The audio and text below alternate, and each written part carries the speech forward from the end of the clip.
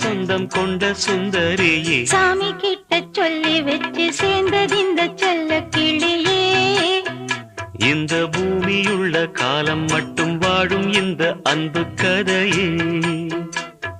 முத்துமணியே பட்டு துணியே, ரத்தினமும் முத்தினமும் சேர்ந்து வந்த சித்திரமே, சாமி கிட்ட சொல்லி வச்சு சேர்ந்தது இந்த செல்ல கிளியே. இந்த பூமியுள்ள காலம் மட்டும் வாழும் இந்த அன்பு கதையே.